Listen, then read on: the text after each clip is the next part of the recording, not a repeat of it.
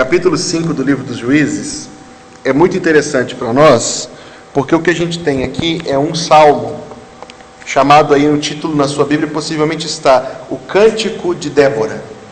E talvez a gente teria até o desejo de fazer um estudo minucioso desse salmo, mas a gente sabe que a nossa proposta aqui é fazer uma visão panorâmica. Então, seguramente, Deus permitirá que depois que a gente terminar o panorama, a gente faça o estudo detido de cada livro da Bíblia, para a gente poder se enriquecer nesses detalhes preciosos. Mas veja como começa, o capítulo 5, verso 1. Quais são as duas primeiras palavras? O que tinha acontecido naquele dia? Antes deles cantarem. Foi um dia em que em um dia terminou uma grande opressão, uma opressão de 20 anos. Uma opressão de 20 anos terminar em um dia é o agir do Senhor, meus irmãos. E é assim que nós devemos ler o livro dos Juízes, como um livro de intervenções misericordiosas de Deus e da forma como Deus age no seu povo. Em um dia terminou uma opressão de 20 anos. Foi um dia em que o povo mudou a sua posição de oprimido para vencedor pelo poder de Deus. Foi um dia em que as palavras que Deus tinha dito por meio dos profetas se cumpriram. Esse dia alude, por essas características, ao dia da nossa redenção final, quando nós nos encontrarmos com Jesus. Vai ser o fim das nossas lutas nesse mundo, vai ser um dia de vitória no poder do Senhor, vai ser um dia em que nós vamos contemplar o pleno cumprimento das palavras dos profetas, e assim como Débora, e assim como Baraque, nós vamos cantar o louvor do nosso Deus. Foi isto que aconteceu, e esses dias, na história do povo de Israel, são dias tão emblemáticos, porque Deus planejava tais dias para antecipar, para figurar o dia eterno, em que o sol não se põe, em que não há sol, nem lua, nem estrelas, porque Deus é a luz daquele dia, e nós vamos habitar para sempre na presença de Deus. Nós devemos ler a Bíblia com esse coração atento, desejoso de receber de cada palavra inspirada pelo Espírito Santo, a instrução e essas comunicações divinas que transmitem fortalecimento à nossa fé e saúde à nossa alma. Este é o capítulo que o Espírito Santo usa numa quarta-feira em que a gente está tão cansado do nosso dia a dia e da rotina e da forma como as coisas se prolongam, para nos fazer perceber hoje de novo que haverá um dia de vitória em que Jesus virá redimir o seu povo e vai ser mais feliz que uma festa de casamento. Vai ser o dia do nosso encontro perpétuo com Cristo. Assim como Débora e Baraque cantaram, nós vamos cantar no dia que Jesus vier. Mas o que eles cantaram? Naquele dia, Débora e Baraque cantaram, e nós podemos ver que o salmo deles é um salmo que fala da forma como Deus tinha agido ali no meio, e desse salmo nós conseguimos extrair coisas tão preciosas, porque primeiro ele descreve o estado espiritual do povo. Diz assim, verso 2: desde que os chefes se puseram à frente de Israel e o povo se ofereceu voluntariamente, bendizei ao Senhor.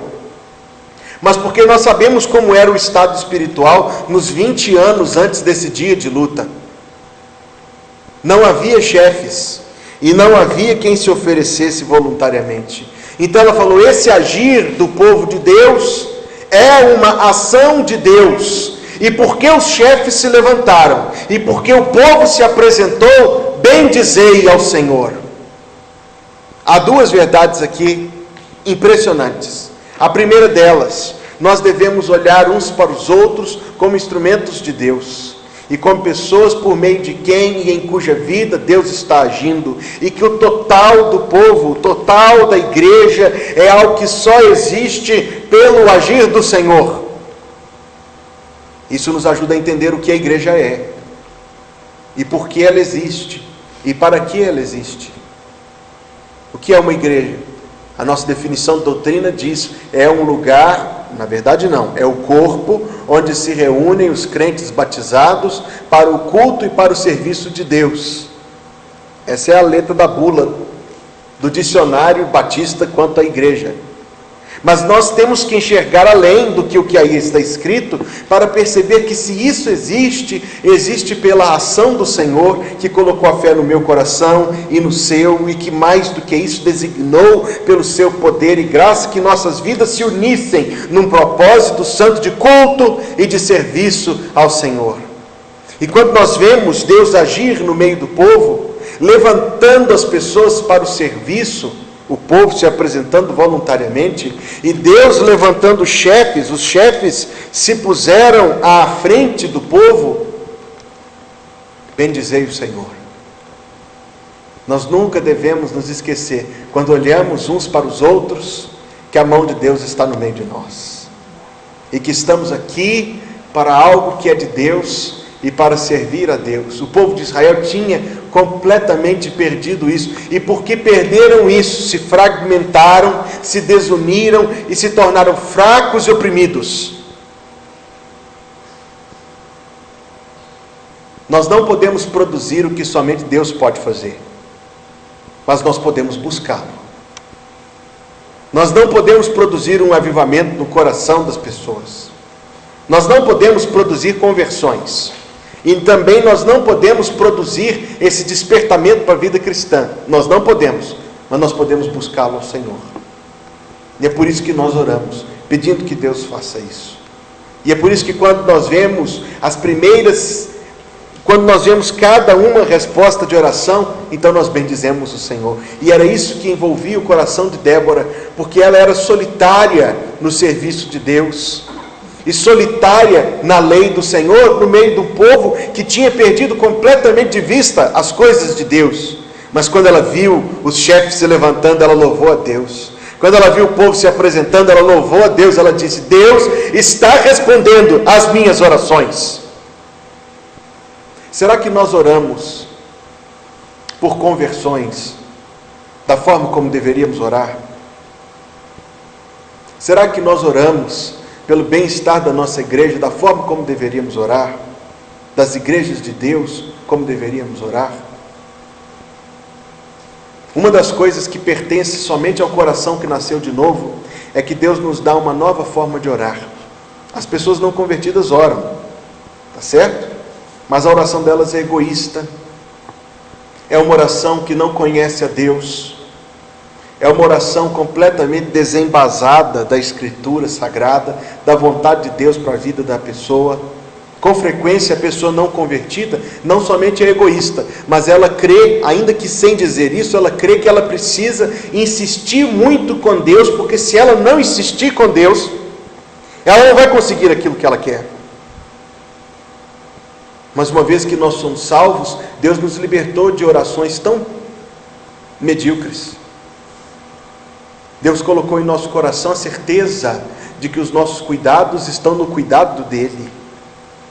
E Deus nos amplia a visão para saber que eu e você somos um e dois e alguns no reino de Deus, e que o nosso coração pertence a Deus. Esta é a chave em que nós entendemos uma oração que Jesus ensinou, que não começa com Pai meu, mas com Pai. Tem mais gente nessa história. E é por isso que Débora diz lá no verso 12: desperta, Débora, desperta, acorda, entoa um cântico, levanta, Baraque. Esse é um chamado da Escritura Sagrada, para que eu e você oremos mais ainda por conversões, e que a gente peça a Deus mais ainda por um avivamento, por um agir novo do Espírito Santo no nosso tempo, e oremos mais ainda pela nossa família, pelos nossos filhos, oremos mais ainda pela nossa igreja, pela salvação daquelas pessoas próximas ou distantes a nós, que ainda não conhecem Jesus. Veja como estava o povo de Israel, verso número 6. Nos dias de Sangar, filho de Anate, e nós sabemos que Sangar, junto com Eude, nós falamos deles quarta-feira passada, foram juízes antes daquela opressão de 20 anos, quando Deus levantou Débora. Nos dias de Sangar, Nos dias de Jael, quer dizer, há o passado e há o presente. Jael foi a mulher que matou a Sísera, nós vimos isso quarta-feira passada, com uma estaca da tenda, o Espírito Santo a fortaleceu para isso. Nos dias de Sangar, nos dias de Jael, cessaram as caravanas. Os viajantes tomavam desvios tortuosos. Mas olha o que aconteceu logo em seguida. Ficaram desertas as aldeias em Israel, repousaram, até que eu, Débora, me levantei-me por mãe em Israel. Quem dera nós pudéssemos dizer isso de nós mesmos. Mandar escrever isso na nossa lápide quando a nossa vida terminar. O povo crente do Brasil estava em situação espiritual de miséria, como está, ignorante da Escritura, vendendo as coisas e vivendo de dinheiro como se fossem mundanos, até que Deus colocou no meu coração que eu me levantasse para orar por um novo tempo. Deus me despertou para isso. Verso 8: escolheram-se deuses novos. O povo completamente abandonou o caminho do Senhor. Como consequência disso que diz, escolheram-se deuses novos. Então a guerra estava às portas. Os inimigos rodeando o povo enfraquecido, com pecados imundanos que rodeiam o crente e a igreja enfraquecidos de Deus. E com esses inimigos tão próximos, ela diz no verso 8, não se via escudo nem lança entre 40.000, o número impressionante. Poderiam fazer a defesa, mas não fizeram, porque tinham escolhido deuses novos. Não fizeram porque tinham se esquecido do Senhor. Então ela diz, verso 9, o meu coração se inclina, intercede, suplica para os comandantes de Israel, que voluntariamente se ofereceram entre o povo, bendizei ao Senhor. Isso aqui é um modelo de oração pelo bem das igrejas de Deus. A intercessão para que Deus levante pessoas, líderes capacitados pelo Espírito Santo, que incendeiem o coração do povo para um renovado compromisso com Deus. Irmão e irmã, isto é uma coisa que nós precisamos fazer no nosso tempo. Nós todos sabemos o que a Revolução Francesa fez lá na França, a forma violenta como se queimavam as igrejas e se cortava a cabeça, literalmente, de qualquer pessoa que tivesse algo a ver, minimamente a ver, com a nobreza, com o regime de então, uma briga política, e o Brasil está caminhando para uma briga política tão grave quanto esta. Não chegou na Inglaterra. A Inglaterra fica a 30 quilômetros da França. Por que não chegou? Não chegou na Inglaterra porque a Inglaterra tinha um Charles Wesley e um John Wesley, que pregavam a palavra de Deus e que incitavam o coração do povo a buscar o Senhor. Não chegou na Inglaterra porque na Inglaterra havia igrejas fortes o suficiente para resistir a um intento de Satanás como aquele. Isso aqui é um modelo de intercessão pelo povo do Senhor. Quando ela viu as respostas da sua oração, ela louvou a Deus. Mas antes disso, ela estava intercedendo, seriamente preocupada em seu coração com o caminho do povo de Deus, que era o povo dela. Verso número 14, ela ora a Deus pelos que estavam lutando. Veja aí, no começo do verso 14, ela ora por Efraim. Mais adiante, no verso 14, ela ora por Benjamim. Localizou aí? Mais adiante, ela ora por Zebulon. Verso número 15, os príncipes de Issacar foram com Débora, e Issacar seguiu a Baraque, em cujas pegadas foi enviado para o vale. Verso número 18, Zebulon é povo que expôs a sua vida à morte, como também Naftali nas alturas do campo. E eu lia isso e eu me lembrei daquilo que o apóstolo Paulo escreveu. Permita eu ler para você. Quando ele diz assim: saudai a Priscila e Áquila, meus cooperadores em Cristo Jesus, os quais arriscaram a sua própria cabeça pela minha vida. E isto eu lhes agradeço, não somente eu, mas também todas as igrejas dos gentios. O que nós estamos enxergando aqui diante de nós?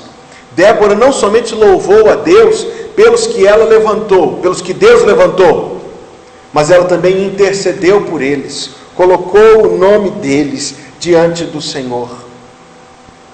Nós, como crentes, não somente temos que orar de maneira muito genérica: ó Deus, que todas as igrejas do Senhor vão bem, mas devemos orar pela nossa igreja, devemos orar pelo pastor e pelos diáconos, e pelos demais líderes da igreja, assim como Débora estava orando. Ela não foi para o campo de batalha, ela foi com Baraque até um certo ponto. Na batalha, obviamente, ela não entrou, mas eu imagino que este salmo reproduz aquilo que ela fez enquanto o povo lutava. Ela estava intercedendo, dizendo: Senhor, fortalece Efraim, fortalece Benjamim, fortalece Zebulon, fortalece Issacar, fortalece Naftali.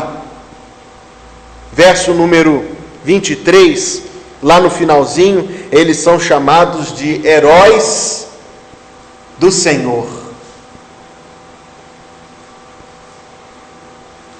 Já imaginou esse título ser aplicado a você, meu irmão, e a você, minha irmã? Ser um herói do Senhor, uma heroína do Senhor?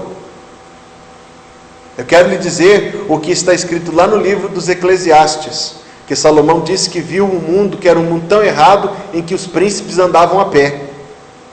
E o que essa frase quer dizer? Quer dizer que nesse mundo nós somos heróis do Senhor, ou podemos ser heróis do Senhor, mas nós não receberemos aplauso desse mundo, nem valor e nem reconhecimento. São príncipes, os filhos do Rei Eterno, que andam a pé. Porque no mesmo verso ele disse: eu vi os tolos andando a cavalo e os príncipes andando a pé. Os filhos de Deus vivendo em posições até de obscuridade, enquanto os filhos de Satanás recebendo todo o aplauso, todo o troféu, todo o prêmio, toda a honra. Mas nós sabemos, Jesus falou, que o trigo e o joio crescem juntos até o dia da ceifa. Vamos voltar ao Salmo de Débora, porque há um texto muito interessante, e eu oro a Deus que essas palavras nunca se apliquem a você que está me ouvindo esta noite. Porque ela disse assim, final do verso 15, do capítulo 5, do livro dos Juízes: entre as facções de Ruben, houve grande dissensão. Eles não decidiram se iriam ou não para a batalha. Por que ficaste entre os currais, trabalhando, para ouvires a flauta se divertindo? Entre as facções de Ruben houve grande discussão. Gileade ficou da além do Jordão. E Dan, por que se deteve junto aos seus navios? Azer se assentou nas costas do mar e repousou nas suas baías. Já naquele tempo, havia alguns do povo de Deus que não tomavam parte no trabalho, sobrecarregando os demais. Já naquele tempo havia isto, e isso não nos deve espantar se acontece hoje, mas deve nos entristecer por esses irmãos. E eles deveriam entristecer-se por si próprios. Os de Ruben estavam ocupados trabalhando com seu gado. Interessante ela dizer isto, que ficou entre os currais, porque tantos anos antes, eles tinham dito a Moisés: nós queremos ficar aqui porque nós temos muito gado e essa terra é boa. E Moisés disse: pode ficar, contanto que vocês não abandonem os seus irmãos. Lembram disso? Mas eles não se lembraram, esqueceram das suas promessas. Há alguns que se esquecem das suas promessas do dia do seu batismo, e que esquecem das promessas que fizeram quanto à sua vida cristã. Nós, em nome de Jesus, não nos esqueceremos. Uma parte deles ficou trabalhando nos currais, a outra ficou ouvindo a flauta. A diversão, o entretenimento, o passatempo. Não foram para as coisas de Deus. Por quê? Porque estavam ouvindo a flauta, estava tão bonita a flautinha tocar. Jesus falou numa parábola que o reino dos céus é semelhante ao jantar que o rei mandou fazer. E enviou os seus servos a chamar os nobres para estarem com ele à mesa. E um disse: não posso, porque comprei uma junta de bois e preciso ir lá ver se eles são bons. Quem compra sem ver? O outro disse: não posso, porque comprei um terreno e preciso ir lá vê-lo. Quem compra o terreno sem ver? O outro disse: casei, não posso ir. Devia levar a esposa consigo. O que essa parábola nos faz pensar? Nos faz pensar a mesma coisa que as palavras de Débora neste salmo precioso. Há sempre crentes que ficam de fora da causa do Senhor. Deus tem misericórdia deles. E nós oremos por ele, para que a graça aqueça o seu coração. E que nunca o nosso coração seja coração assim indisposto. Veja que o verso 23 é tão forte nesse assunto. Amaldiçoai a Merós, uma cidade. Amaldiçoai a Merós, diz o anjo do Senhor. Amaldiçoai duramente os seus moradores, porque não vieram em socorro do Senhor e dos seus heróis. Antes, em nome de Jesus, que o nosso coração seja sempre solícito com todas as causas dos heróis de Deus e com a intercessão pelo despertamento do povo, até que venhamos a louvar e bendizer a Deus, que terá respondido às nossas orações. Eu disse para os irmãos que o livro dos Juízes é um banquete espiritual, e entretanto tão negligenciado na leitura mesmo de muitos. Vamos seguir para o capítulo 6, que diz no final do capítulo 5, as últimas palavras: a terra ficou em paz. 40 anos. Isto aqui é algo que sempre se repete no livro dos Juízes. O pecado faz um estrago grande, mas o reparo da graça é infinitamente maior. Como não guardar isso nas nossas vidas, meus irmãos e irmãs?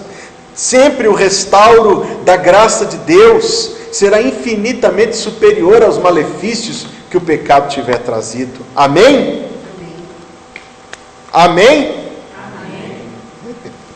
Capítulo 6, verso 1. Passados 40 anos, fizeram os filhos de Israel o que era mal perante o Senhor. Por isso o Senhor os entregou nas mãos dos midianitas por 7 anos. Esta opressão, diferente das anteriores, foi talvez a mais cruel, certamente a mais cruel, porque os midianitas praticavam o que todos os povos praticavam. O que era o domínio naquele tempo? Não era a morte de todo mundo, mas era colocar aquela nação debaixo de leis de outro povo e debaixo da obrigação de pagar tributo anual. Eles tinham das suas colheitas, separar a maior parte e a melhor parte para os seus dominadores. Como a gente que paga imposto, né? Mas havia um elemento ali mais direto, porque o imposto é sutil. O imposto é sutil, porque você fica feliz quando compra, você não ficou triste porque pagou imposto. O imposto é esperto. Deve ter sido o diabo que pensou isso, mas o pessoal que está ouvindo depois, me desculpa. Mas o imposto naquele tempo era mais cruel, porque o cobrador de imposto ia lá na sua casa e tirava de dentro da sua casa, e se você não tinha para pagar, ele te mandava preso e mandava vender como escravo mesmo, para poder pagar a dívida. Havia um elemento mais sádico, mais perverso no tributo, que era da opressão. Mas o que os midianitas faziam? Verso número 2: prevalecendo o domínio dos midianitas sobre Israel, fizeram estes para si, por causa dos midianitas, as covas que estão nos montes, para se esconder, as cavernas e as fortificações, para esconder a colheita, porque cada vez que Israel semeava, os midianitas e os amalequitas, como também os povos do Oriente, subiam contra ele, e contra ele se acampavam, destruindo os produtos da terra. Eu escrevi aqui na lateral da minha Bíblia, genocídio. Mataram um povo de fome. A parte que sobrava eles arrancavam como tributo, e o que era necessário para a subsistência eles destruíam. Mas é mais conveniente ter gente trabalhando para você do que gente morta para enterrar, não é? Com certeza. Era mais conveniente para eles ter os israelitas debaixo de trabalhos forçados do que mortos. Mas aqui nós percebemos que a história com a qual nós estamos lidando, fatos que realmente aconteceram, mas havia uma interação espiritual de Satanás no coração dos midianitas e dos amalequitas. A destruição de Israel naquele tempo significava a destruição total do plano de salvação, porque o Filho de Deus viria ao mundo pelos judeus. Quando se levantaram os amalequitas e os midianitas para destruir Israel, Satanás queria não somente destruir Israel, mas sobretudo eliminar a vinda de Cristo ao mundo. Isso se repetiu no Antigo Testamento tantas vezes. Isso se repetiu no Antigo Testamento, quando veio Nabucodonosor, Sambalate e Tobias, e o outro que o nome me fugiu agora. A intenção deles era destruir o povo de Deus, mas no coração deles atuava o diabo, que não queria que Jesus viesse ao mundo, porque Jesus veio e destruiu por completo o reino de Satanás. E é interessante isto agora, diante dos nossos olhos, porque compreendendo isso, nós compreendemos uma boa parte da história do Antigo Testamento. Quão infeliz o povo que fazia amizade, negócio, casamento misto, com aqueles que eram instrumentos de Satanás contra Deus. A falta de conhecimento de Deus pode nos levar a fazer umas loucuras muito grandes, não é, minha gente? Assim como eles. Genocídio. Não somente para eliminar o povo, não havia vantagem direta nisso. Genocídio para que o Salvador não viesse. Mas Deus não ficaria de braços cruzados. Verso número 6. Assim Israel ficou muito debilitado com a presença dos midianitas. O que está escrito em seguida? Tem escrita a palavra então? O que significa então? Então. O que significa então? Então indica tempo. Nesse caso, nesse uso, então quer dizer, nesse momento, os filhos de Israel clamaram ao Senhor. Quantos anos tinham passado? 7 anos. Por que esperar 7 anos para clamar ao Senhor? A opressão era violenta. Por que esperar as coisas chegarem ao ponto que chegaram para então clamar ao Senhor? O coração deles estava endurecido. E eles preferiam insistir com os ídolos do que buscar a Deus. Verso número 7. Tendo os filhos de Israel clamado ao Senhor por causa dos midianitas, o Senhor lhes enviou um juiz.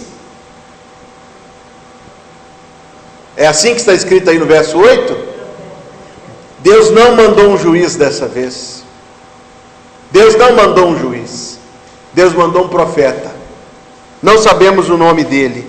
Mas o profeta disse ao povo: assim diz o Senhor, Deus de Israel: eu é que vos fiz subir do Egito, e vos tirei da casa da servidão, e vos livrei da mão dos egípcios, e da mão de todos os quantos vos oprimiam, e os expulsei de diante de vós, e vos dei a sua terra, e disse: eu sou o Senhor vosso Deus, não temais o Deus dos amorreus, em cuja terra habitais, contudo não destes ouvido à minha voz.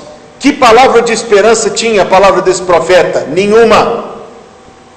O profeta que Deus mandou para pregar ao povo, porque o arrependimento deles, o seu clamor, não era clamor por perdão, mas por alívio. Seu arrependimento era falso. Eles tinham tentado Baal, e Baal não fez nada. Como poderia? Ele não existe. Depois eles tentaram Moloque, e Moloque não fez nada. Então, depois de tentar vários outros deuses, eles disseram: vamos pedir ao Deus de nossos pais, se Ele pode fazer alguma coisa por nós. Não houve arrependimento, não houve quebrantamento de coração. Então Deus mandou um profeta que levou a palavra de Deus, porque o povo não queria perdão, o povo queria alívio.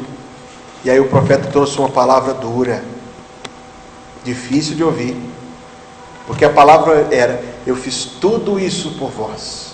Então eles estavam esperando assim, que o profeta fosse pregar: Deus fez muito por nós no passado, vai fazer mais agora. Era o que eles queriam ouvir. Mas o profeta terminou o seu sermão dizendo: não destes ouvido à minha voz. E desceu do púlpito. Uma palavra terrível de se ouvir. Uma palavra de dupla condenação. Uma palavra em que ele disse: Deus está rejeitando até as orações que vocês estão fazendo, que o seu clamor não é verdadeiro. A gente consegue distinguir no dia de hoje um profeta verdadeiro de um profeta falso? Não é muito difícil, não? Eu também acho que não é muito difícil.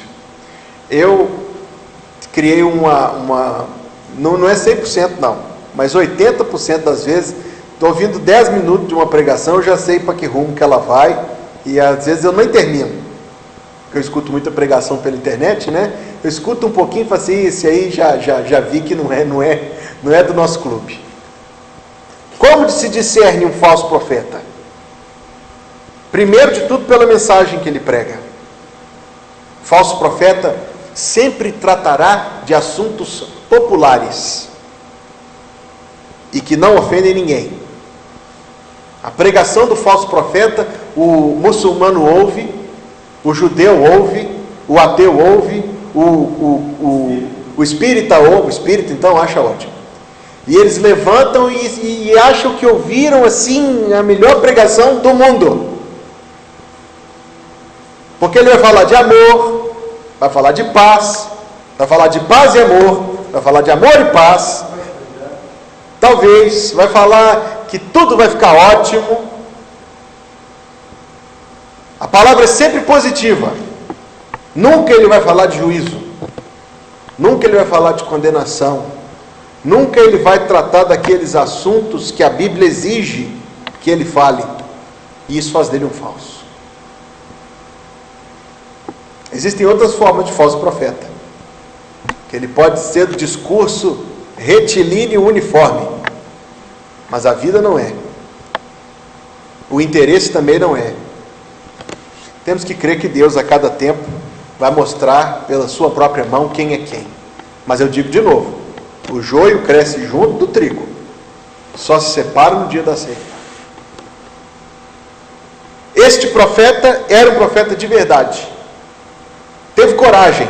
Eu imagino que quando ele trouxe uma palavra de Deus, os olhos sofridos do povo talvez tivessem causado comoção no seu coração e dó.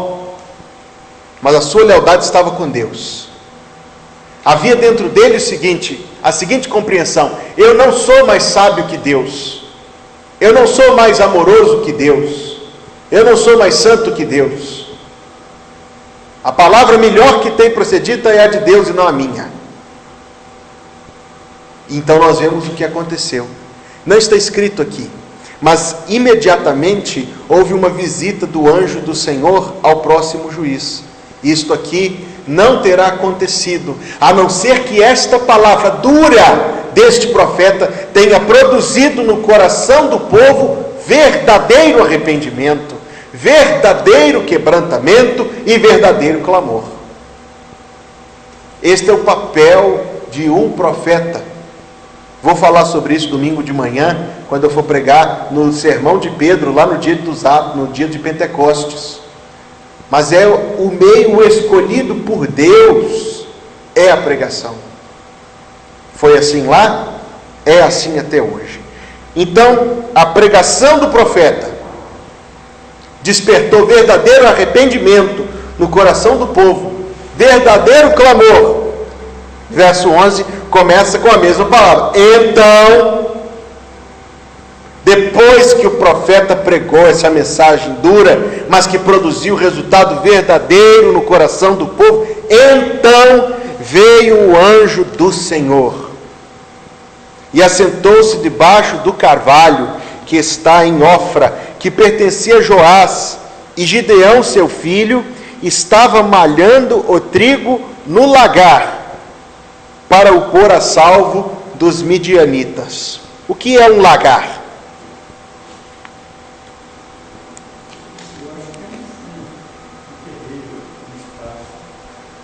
Já vistes, meus irmãos, aqueles tanques redondos, onde os antigos pisavam as uvas para extrair o caldo delas lá embaixo? Isso é um lagar. O trigo era malhado num outro espaço chamado eira. Esse sim, um terreno amplo, porque a malha do trigo produz a separação da palha e do grão. Grão para um lado, palha para o outro. Era preciso de espaço. Já as uvas, se houvesse espaço, ficaria muito difícil de pisar. Não havia espaço. Gideão estava, o que esse texto quer dizer para nós, escondido.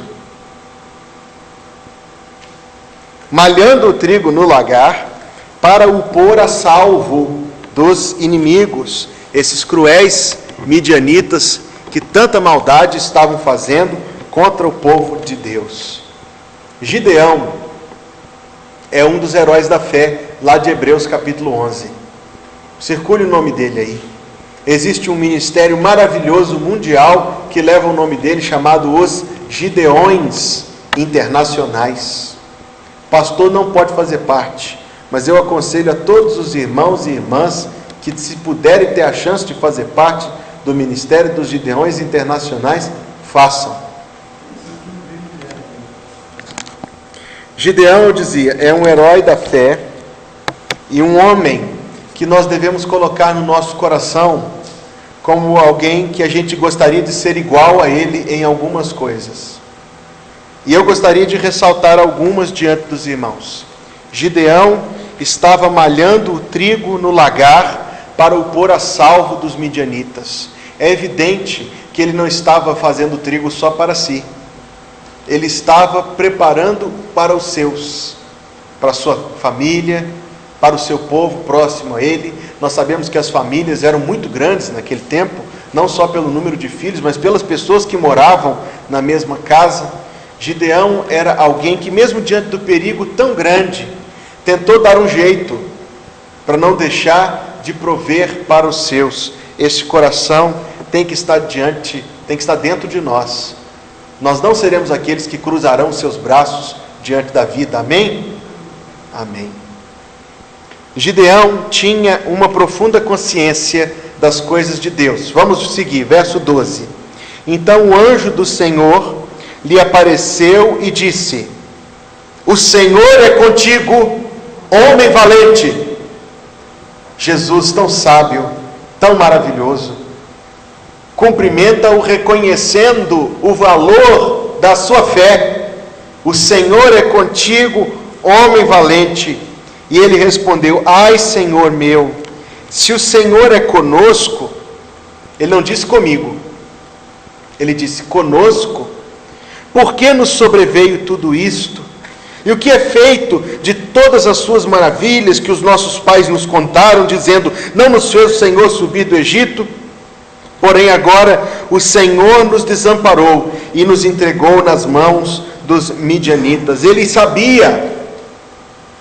A palavra de Gideão aqui não foi reclamação. A palavra de Gideão foi reconhecimento do estado do povo. Ele disse: o povo está longe de Deus, por isso as coisas estão do jeito que estão. Homem de Deus, esse homem Gideão, ele disse: o Senhor nos desamparou. O Senhor desamparou Israel por causa dos pecados de Israel. Sem dúvida, sem dúvida, sem dúvida, aquela profecia tinha chegado aos ouvidos de Gideão e de sua família. Então se virou o Senhor para ele e disse: vai nessa tua força e livra Israel da mão dos midianitas. Porventura não te enviei eu? E ele disse: ai, Senhor meu, com que livrarei Israel? Eis que a minha família é mais pobre em Manassés, e eu sou menor na casa de meu pai. Um homem humilde, de verdadeira e genuína humildade. Irmão e irmã, a humildade em termos genéricos é muito bonita, mas quando Deus nos coloca em situações de poder viver a bênção de ser humildes, muitas vezes a gente perde as oportunidades do exercício santo da humildade. Porque o nosso orgulho se levanta, porque a nossa vaidade fala alto, porque nós sentimos dentro de nós impulsos terríveis de nos justificar, de nos elevar, de nos colocar em certa posição. Gideão estava dizendo: olha, eu sou o menor, Senhor. Uma atitude que nós sabemos que agrada o coração de Deus, essa genuína humildade. O Senhor tornou a ele e disse: já que eu estou contigo, ferirás os midianitas como se fossem um só homem. Ele respondeu: se agora achei mercê diante dos teus olhos, dá-me um sinal de que és tu, Senhor, que falas. E aí aconteceu o seguinte: Gideão preparou uma oferta, preparou um sacrifício, um cabrito, bolos asmos de farinha, pôs a carne no cesto, caldo na panela. O anjo de Deus disse, verso 20: toma a carne e os bolos asmos, põe-nos sobre esta penha e derrama o caldo. E Gideão fez assim. E estendeu o anjo do Senhor a ponta do cajado que trazia na mão. Que encontro grandioso com Deus Gideão teve. Tocou a carne, e então subiu o fogo e consumiu a carne e os bolos, e o anjo do Senhor desapareceu da sua presença. Não somente ele teve um grande encontro com Deus, mas ele teve de Deus um atestado de que a sua oferta tinha sido aceita, de que ele tinha sido escolhido por Deus para uma missão tão grande e tão amedrontadora. Quando ele percebeu isso, verso 22, ele disse: ai de mim, Senhor, pois vi o anjo do Senhor face a face. Porém o anjo do Senhor disse: paz seja contigo, não temas. Que conforto receber essa palavra de Deus quando o nosso coração está amedrontado e aterrorizado e cheio de assombro. Deus diz: paz seja contigo, não temas. Um grande encontro com Deus que Gideão teve. Sabe o sentimento que nós voltamos do culto com Ele no nosso coração? Sentimento grande de paz, de fortalecimento na nossa fé, de que nós estivemos em comunhão com o Senhor. Que sentimento bendito, que sentimento santo. O Espírito testificando com o nosso Espírito que nós somos filhos de Deus. Essa paz foi a paz que Gideão alcançou do Senhor. Verso 24: então Gideão edificou ali um altar ao Senhor e o chamou de Jeová Shalom. O Senhor é a paz. Uma experiência com Deus que marcou para sempre o coração de Gideão. E eu digo a você, meu irmão e minha irmã, guarde num lugar muito precioso do seu coração e das suas memórias, cada vez que você tiver uma oração respondida. Guarde num lugar muito precioso. Eu ia dizer guarde no fundo, mas não guarde no fundo não, porque tem que ser um lugar fácil de achar. Cada vez que Deus falar com o seu coração. Uma vez eu vi a Bíblia de um crente, já tinha falecido, e a viúva me permitiu ver a sua Bíblia. E eu via Bíblias em que ele lia um versículo, e por alguma razão aquele versículo fazia pensar em alguém, um parente, um irmão da igreja. Então ele escrevia o nome daquela pessoa e a data, para que toda vez que ele lesse aquele texto, ele se lembrasse novamente daquele momento, daquela pessoa querida, daquela data. Eu digo isso a você: guarde essas coisas preciosas de Deus num lugar muito precioso do seu coração, mas não no fundo, para que todo momento que a nossa fé for abalada, a gente consiga buscá-las. O altar de Gideão chamava: o Senhor é paz, porque Deus disse com ele: paz seja contigo. E ele guardou aquilo não somente no seu coração, mas construiu um montão de pedras na casa da sua família, na propriedade da sua família, por onde ele sempre passaria e sempre se lembraria que o Senhor é paz.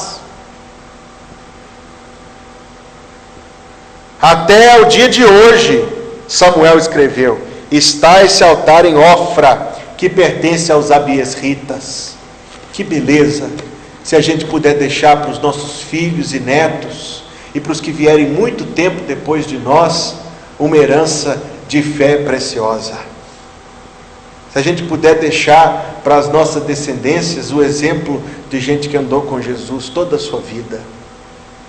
Que a gente possa deixar para os nossos netos, assim como Gideão deixou para os que vieram depois dele. Samuel, tantos anos depois de Gideão, ainda sabia que aquele altar chamado do Senhor é paz ainda estava ali. A gente possa deixar no coração daqueles que vierem depois de nós os nossos nomes, e mais do que os nossos nomes, a memória daquilo que Deus fez por nós e por meio de nós. E então, naquela mesma noite, o Senhor lhe disse: toma um boi que pertence a teu pai, a saber, o segundo boi de 7 anos, e derriba o altar de Baal, que é de teu pai. Onde tem o altar de Deus, não vai ficar estátua de Baal. Não pode, não combina, Deus não deixa. Os irmãos se lembram de quando os filisteus levaram a arca de Deus para dentro da casa do seu ídolo? E o que acontecia? Todo dia à noite o ídolo caía. Uma estátua tão grande de pedra, tão pesada, caiu uma vez. Eles olharam e falaram assim: nossa, vento forte, hein? Puseram em pé de novo. Na noite seguinte a mesma coisa. Aí no terceiro dia estava o ídolo caído, com a sua cabeça e com seus braços cortados. Cortar a pedra, só a mão de Deus pode fazer isso, dessa forma como foi.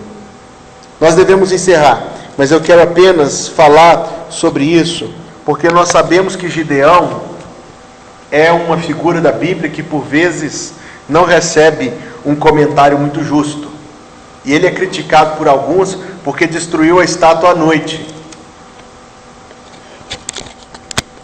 Gideão destruiu a estátua à noite para que não fosse interrompido pelos idólatras, numa obra tão grande, porém necessária, que obviamente levaria tempo.